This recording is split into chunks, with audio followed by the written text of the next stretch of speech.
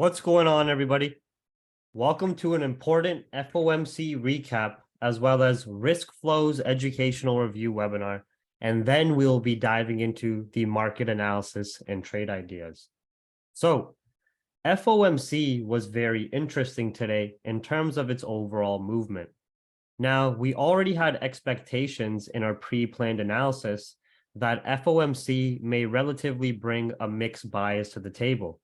We can see the rate decision and statement release do one thing, and then we can see that movement completely turned on its head, depending on how the information is digested and how the speech and question and answer period goes after everything is well said and done, right?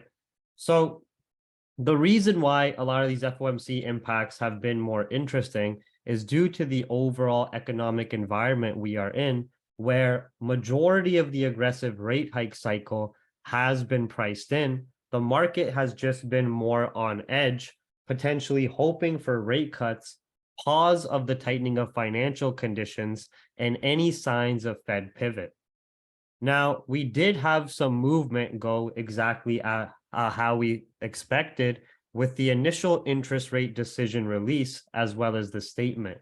But I noticed something very interesting after the speech was said and done, and in terms of adjustment of risk flows, of how we see money and liquidity moving from one asset class to another to hedge against potential risk of the tightening of financial conditions impacting gold differently.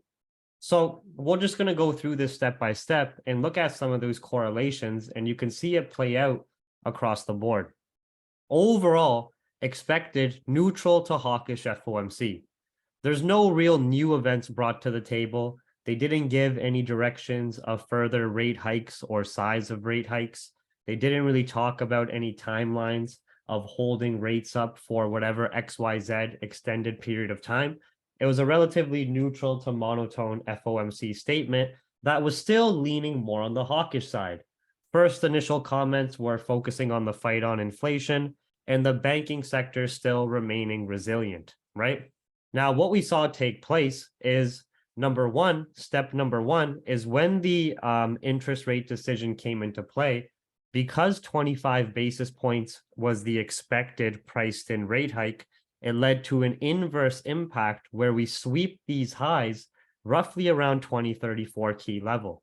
But the same time, we noticed in terms of correlation, dollar also just retesting those weekly demand zone lows at 101 and still showing signs of rejection, failing to break.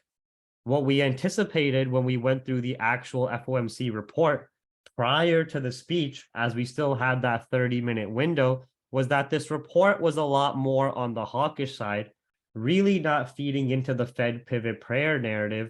And we still had the Feds focusing on the fight on inflation, talking about banking sector resilience and stability, talking about tightening financial conditions further if needed. We assess this to be a potential liquidity grab and see reversals of that upside move where we called the sells from 2028 down. But we were still looking at some key price points of interest, and we were starting to show some signs of exhaustion approaching the 2020 key level. Overall, as there were no future projections or anything new brought to the table, yes, we failed to break those highs at that time, but we also didn't have enough seller order flow to be breaking any lower. Then during Jerome Powell's speech, as there was no real new events brought to the table, Jerome Powell started out relatively hawkish and strong, but then was more to the dovish side towards the end of the speech. We had this indecision occur. But based on order flow, we could still see that we were failing to break below 2020s. But on the flip side, we were also still having some of this aggressive lower time frame movement of still rejecting 2028. Like here, you can see you had a pullback to 2028, came all the way down to 2022. So very sporadic movement overall. But what was very interesting and what I was looking to deduct was what is holding more weight for gold impact. Remember, gold as an individual asset class is not just 100% directly impacted by the Federal Reserve monetary policy.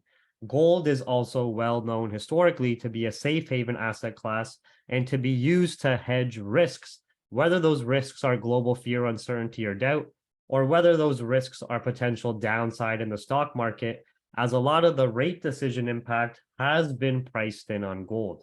So we saw this period of indecision occur, no new real events, Jerome Powell mixed speech, and then gold was facing this indecision of what's holding more weight. The hawkish rate hike, the neutral to hawkish FOMC statement, still doing the priced in 25 basis point rate hike, or its safe haven risk hedge appeal. As the same time, we're seeing a much more aggressive outflow out of equities. So the neutral to hawkish FOMC, it did what we initially expected on dollar of going down to 101 and rejecting. It did exactly what we expected on stock market of turning more bearish. It did what we initially expected on gold, but the sentiment on gold shifted as gold's safe haven appeal outweighed the impact of the priced in rate hikes and Jerome Powell's mixed speech, and the outflow of US stock markets led to an inflow on gold here to hedge against those risks in the short term and intraday term there. So you can see gold's safe haven risk hedge appeal holds more weight, validated by the shift in price action, where we started to create this bullish structure here. And even though we had this very nice double top at 2034, the downside just went to retest this previous 1 minute point and roughly around 2028 and start to create this bullish market structure formation we can see taking place now. But what's even more interesting is you can see when you go look at US 30 on the lower time frame, it's almost the exact inverse movement. As soon as you start to get the aggressive bearish price action on US 30 and see that outflow by the greedy stock market buyers, you see this correlated inflow into gold, which is very interesting. So some notes. I don't think gold is bullish based on any type of recession scares in the US. If that was the case, dollar would be a lot more bearish and have plenty of fundamental catalysts to be breaking below 101 and trading a lot lower at that time. Of course, dollar can still break with some of the events to come or just even simple order flow overnight. But I'm talking about during the live speech and live events that were taking place. If we were seeing that recession scares were really holding the most weight during Powell's speech, we wouldn't have really seen this indecision here. We would have just saw some rejection and gold starting to push bullish as Powell is confirming recession scares, and we would have saw dollar pushing a lot more bearish. Overall, gold is just back to these key higher time frame price points due to the change in risk flows, but dollar remained in the exact same range, didn't really see much significant movement. We saw neutral to hawkish Fed speech lead to the expected bears on stocks and dollar holding above 101, but gold's safe haven risk hedge appeal outweighed the rate hike impact. That was the only thing that was a little bit out of our expectations there. Now, the main points whether gold will break into new highs will be US economic data to close the week, with focus on US jobs data Friday. Optimistic jobs data can keep gold rejecting these highs and dollar above 101. Bad US labor market data will feed into further US recessionary scare risks, giving more appeal to gold's safe haven side and leading to dollar bears below that key weekly level, which that is mainly the main focus point now. But you can see now when you come to look at gold on this lower time frame movement, especially after Jerome Powell's speech here, you can see something very similar. Now, stock market initially just had the straight downside we expected, more of a hawkish sentiment, talking about tightening financial conditions further. But after the speech, we saw the risk flows adjust, where once we had this little bit of a consolidation phase, once we started to have this more impulsive downside and outflow on equities, that liquidity 100% saw an inflow into gold here. So you can see the speech indecision phase, starting to see that inflow into gold, minor pullback in continuation to those higher time frame highs. US 30, of course, having more of that inverse movement there, right? Minor pullback down to the lows here, right? So gold held more bullish today, primarily for the reason of investors hedging the risk of the downside on stock markets, that outflow out of equities, going into something that's more appealing and stable right now, of course, being gold. But you can see everything else, we're still in these indecision areas. With the example of dollar pairs, we didn't break out or close into any new highs on dollar pairs, and we just ended up in a bit of a range to close off the day, hugging between key level and these highs. You can see the same thing on Euro USD here, where we still had the daily candle close below significant previous intraday highs, didn't go to print any new highs, just having this ranging and indecision.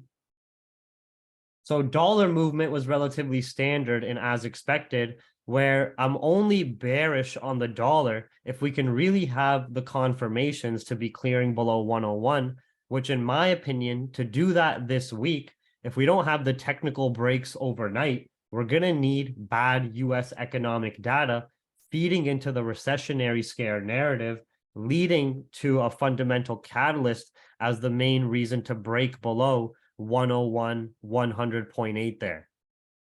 That would also be a great fundamental catalyst to actually give reason for gold to be holding above these highs.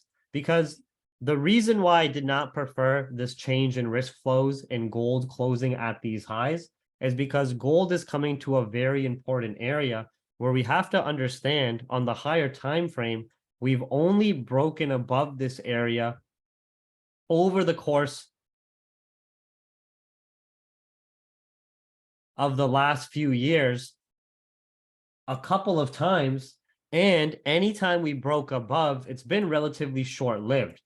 So this was all the banking sector fear, uncertainty, and doubt, which wasn't enough to break above. This was obviously Russia invading Ukraine, which the break above was very short-lived. This was, of course, the pandemic and the lockdowns and the money printing phase, which the break above was short-lived. The only way I can see us breaking above here would be continued outflow out of US equities, dollar also breaking bearish below 101, and more importantly, mainly being the fundamental catalyst of bad US economic data. And the example of this week, in terms of like having the US NFP unemployment rate and wages data at the end of the week on Friday. Right? Now, otherwise, we have to be very, very careful digging into this price sensitivity area on gold, where if we can't break above these previous intraday highs, if we start to get aggressive rejections, if we have dollar still stabilizing and we get more optimistic US data, seeing that aggressive profit taking here and downside moves would not be out of the ordinary. So we have to be very, very careful when we're digging up into this area, especially as dollar still holding above the same price sensitivity point. And also US 30, even though we had this aggressive downside and outflow, it just came back to the same liquidity zone we've been looking at around 33.2. So dollar turning a lot more bearish overnight, stock market breaking below here and seeing a further outflow, that would also give me some fundamental catalysts and confirms of market sentiment and correlation for gold to potentially be breaking above the 2045s and 2050s.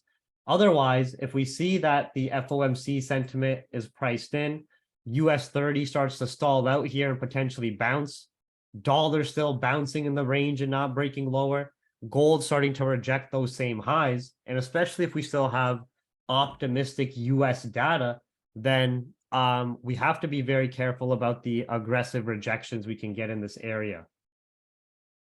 Right? And it's not just gold. When you're looking at GBP USD on the higher time frame, we're digging into that sell side liquidity zone we've been talking about at 1.26. Still in overall roughly this intraday range here. Right? Dollar not fully breaking below that price point. We can see the same thing on Euro USD here, where we're still rejecting this very important higher time frame sell side liquidity zone area going into 1.1, still overall in this consolidation here as well. Didn't close above or break above just yet. Dollar still holding above the range. And we can see it in gold sitting at these higher time frame points where we have to be very, very careful and very adaptive. But anyways, that was just the main FOMC dissection and breakdown, understanding that dollar still went relatively as expected, neutral to priced in hawkish sentiment. Dollar did a liquidity grab to the downside, then still in the same range. Neutral to hawkish sentiment, putting the pressure on the fight on inflation, did what we expected on the stock market of leading to more bears. But the only difference was after this indecision here that occurred on gold, gold's safe haven appeal and risk hedge opportunity held a lot more weight, as we saw the outflow of the stock market lead to an inflow into gold, especially when you're looking at that lower time frame inverse correlated movement. So now, obviously, we want to play exactly what we see right in front of us, and we can see gold still holding this bullish structure here, but I am being very hesitant as we dig back into these high areas. Of course, this is still a fantastic range for us to play, even if we get some of these pullback moves digging into this area, but we have to be very, very careful with gold digging into the 2050s. And I would not see any more buys if we can't break above the 2050s. And I would prefer to have a fundamental catalyst to support the break as well, which would be US recessionary scare data. All right. Does that make sense, everybody? The FOMC breakdown and dissection on the lower time frame, correlation to dollar movement, as well as correlation of what we saw with gold and the risk flow changes to the stock market, how gold's safe haven appeal was holding more weight. Any questions about that? Let me know in the chat now before we jump into our analysis to come.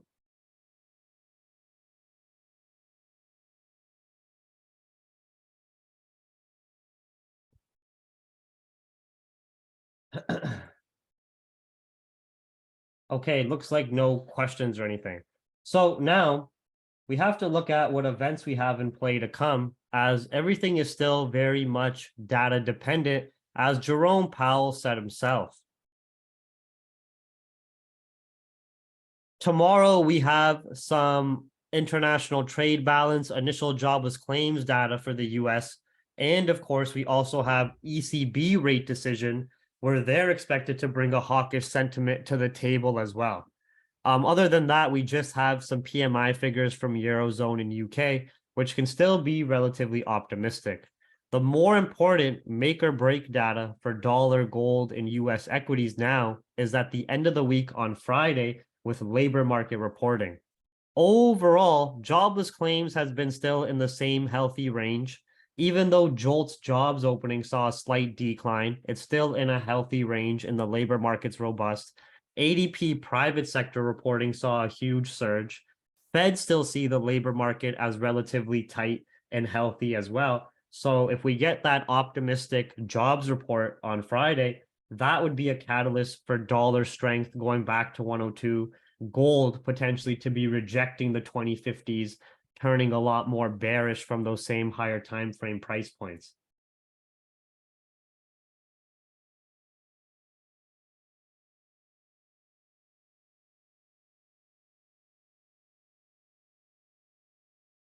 Andrew, that was a pretty similar move where the FOMC was a neutral priced in move. It led to gold pushing up. Then gold started to stall out. Friday, we had the jobs data. The jobs data came out optimistic, and then it led to a pretty large rejection. So, but that would be confirmed. Step number one, we might still see some buys digging up into here, which is still give or take a pullback, hundreds of pips going up, right? And two, yes, if we start to reject there, and we get an optimistic labor market report, then yeah, that would be a reason for some aggressive profit taking, especially at the end of the week, and seeing dollar strength and sellers coming into play. But right now, for the time being, we can still see buyers digging into this price sensitivity area going into the 2050s, and this current intraday structure holding, especially if the stock market remains softer and more bearish as well, with the current impact of what we saw from FOMC. And dollar, even though it's holding above 101, it still is relatively a bit more softer in the range too. We can see like this minor bearish structures being respected. Obviously, this is still the key make or break area, even to previous rejections on the higher time frame here.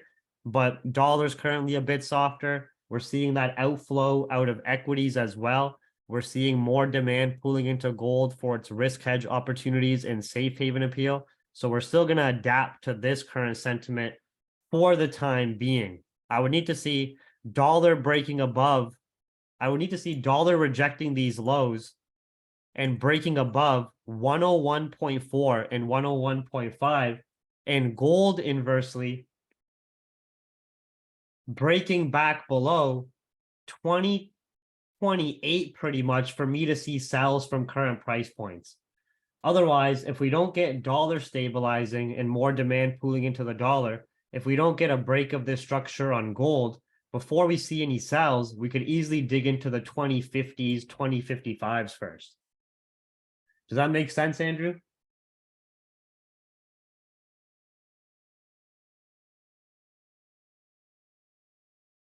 Okay, sweet. All right, so now the trade ideas and analysis for Asian session, London, and New York. We're gonna do our scalping session at normal times tomorrow, maybe even a little bit earlier at around 7:50, 7:45 a.m. Eastern, so we can see the ECB rate decision and then all of the US economic data as well. And this US economic data with initial jobless claims will give us some signals towards unemployment rate at the end of the week too. Other than that, we just have some PMI figures, services, composite, manufacturing PMI for France, Germany, Eurozone, and UK. This data can still be relatively more on the optimistic side as we're excluding the manufacturing reporting, and this can still lead to some more strength in GBP and euro against a weaker dollar at the moment. But I would like to break those key price points we're looking at on GU and Euro USD for any of those buys. Overall, GBP USD, Euro USD, and gold are digging into very important higher time frame areas we have been observing and keeping an eye on. So now trade ideas with gold. So we can see we understand what happened there with FOMC. We're creating this stronger bullish market structure now, and we can potentially even be digging back into these 2050s, 2060s, where the last highs were pretty much around 2050s here, right?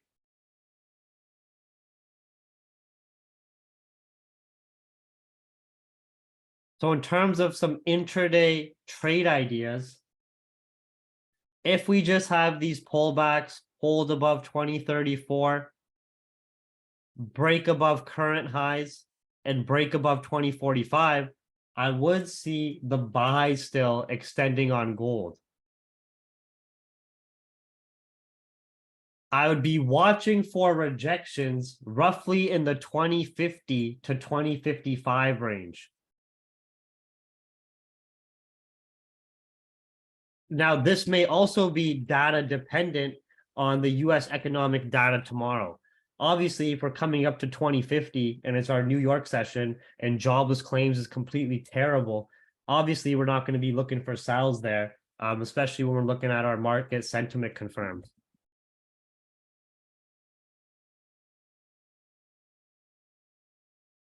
Otherwise, the only way I could be jumping back into gold sells is if we push down, 2034 is invalidated, and we have dollar breaking back above 101.5. This upside move getting faded out.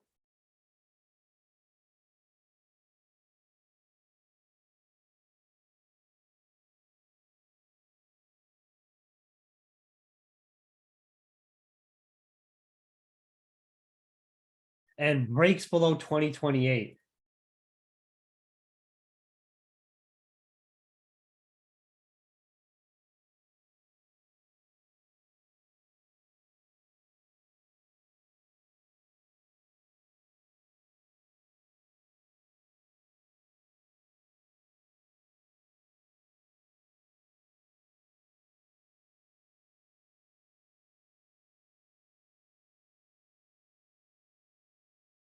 Right? Otherwise, these sells don't really look so evident right now with the current bullish price action, outflow of equities, dollar still just being softer and more bearish in the range at the time being. And with these buys, be very, very vigilant, very careful with the reactions we get, digging into the 2050s, 2055s area overall here on the higher time frame. Digging into this area here, 2055. You can see the candle bodies here, 2055-ish, 2055, around there. Now GJ's doing what we expected of the pullback phase, especially as yen was rejecting those lows, and we expected this pullback phase can easily come to retest this liquidity zone even into 168.5 area when we were looking at market structure, understanding GJ has very aggressive pullback phases and corrective waves of price change when you're looking at it, whether it's trending bullish or whether it's moving more bearish, right? So here on GJ, I'm not sure if we're going to go all the way to retest, but if we break these current lows, I would still see that short-term downside to retest these better buy areas at 168. Or if we just start to come back above this order block area, jumping back into our higher time frame GJ bullish bias. Japanese yen still fundamentally and technically bearish on the intraday and higher time frames with a dovish Bank of Japan sentiment. Now, if we break below here, continue to adapt to the pullback sells below 169, still a pretty aggressive large range to revisit structure previous significant highs at 168. Otherwise, if we don't break this area and start to come above this previous area where we accumulated some order flow, I'd be jumping back into the GJ buys above 169.5 and 170s.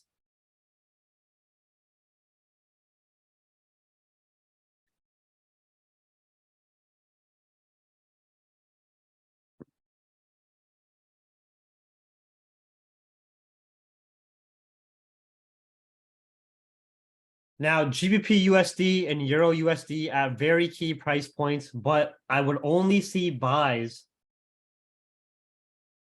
if we break above and clear the FOMC price points above 259 and above 26, with confirms of dollar trending lower and more optimistic UK PMI data.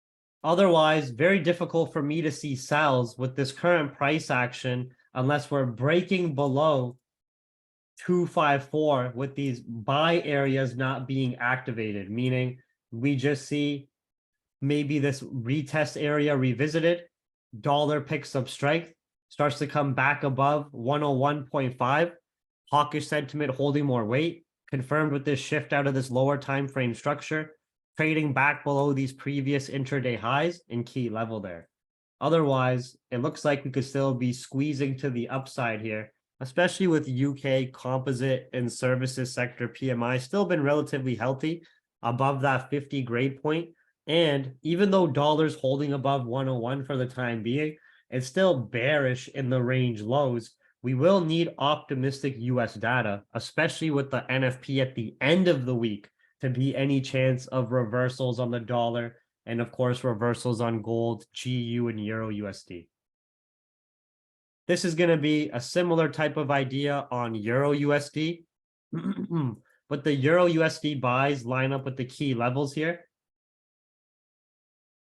1.1 and 1.114. Same fundamental confirms as GBP USD, as we also have Eurozone PMI figures from composite and services sector reporting, which again has been relatively healthy above that 50 grade point. We failed to break back below key level here as well, holding this lower time frame bullish structure for the time being, and dollar still more bearish in the range. For sales, we would need to fail to break these highs, dollar coming back above 101.5 and breaks below 1.04, which can still happen. Don't get me wrong. We could see dollar stabilizing overnight, still be rejecting these same high price points and key price points of interest across the board. Something I've seen many times, something I've seen happen many times before. Right now, we don't have the confirms for it, but we're also at these very key price points across the board there.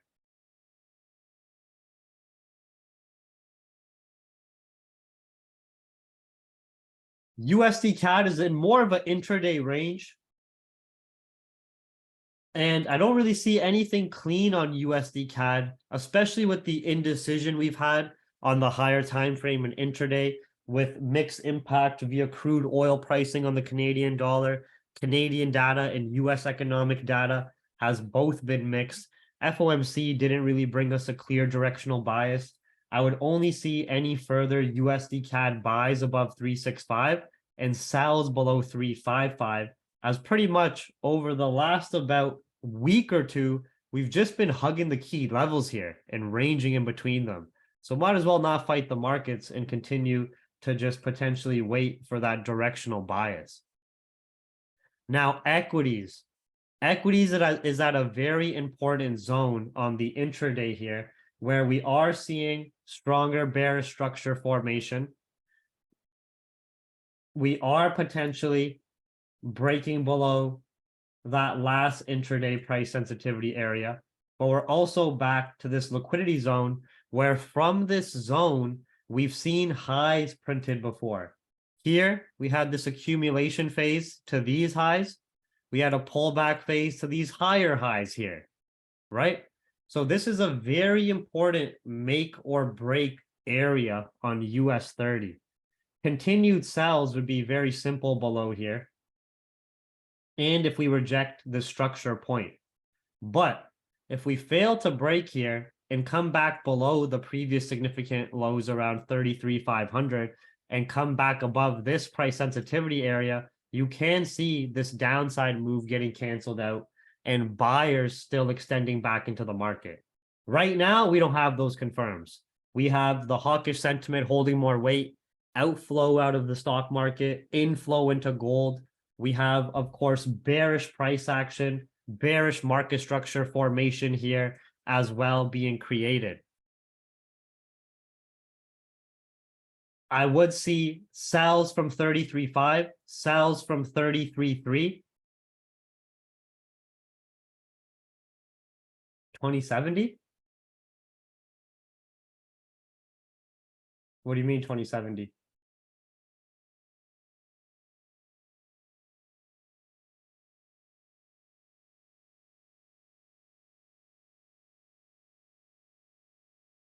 Gold? Holy shit, what the hell? Well, there goes those buys we were looking for. We have to do an updated market analysis right now. Holy. That's surprising. I wasn't expecting that at the market gap.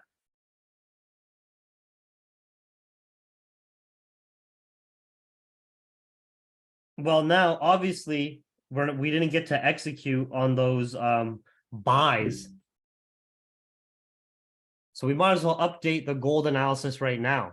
Now, what's really interesting is obviously we were looking for the buys up into the 2055s, and we instantly just had the daily candle gap up all the way up to 2080 here.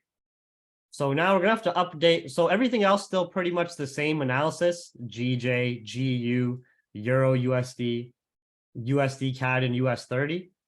The sells here, but on gold, we're gonna have to update this accordingly now.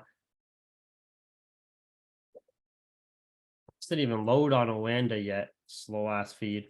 But we're gonna have to update this accordingly, where we're gonna have to look for some pullback continuation moves. Good timing that we were still in this market update webinar. And at least we're getting that break above that area. There's something, was there a headline or something right now? I don't see anything in the newsroom. Just that stock markets are continuing a little bit lower. But yeah, loads after another minute, Oanda. So anyways, with gold, we're going to be looking to see if we can get any of these continuation moves, but we just had a very volatile market open, gold gapping up to 2080 and now coming back to 2060, 2045. So we got some very volatile movement over here. Now we have to be very, very safe.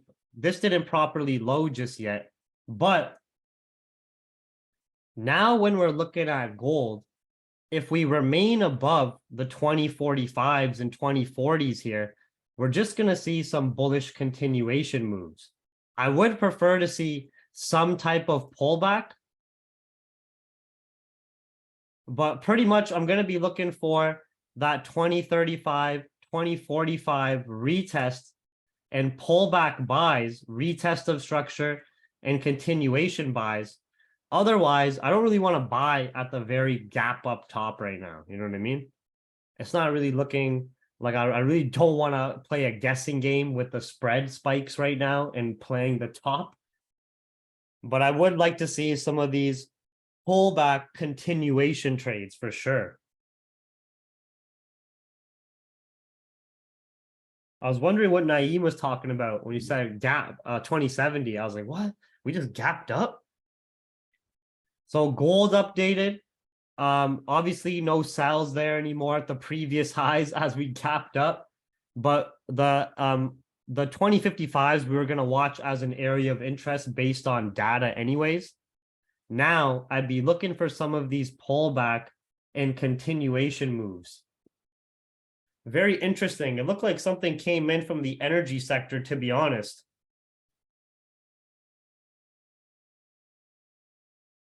Crude oil dropping, gold turning more bullish.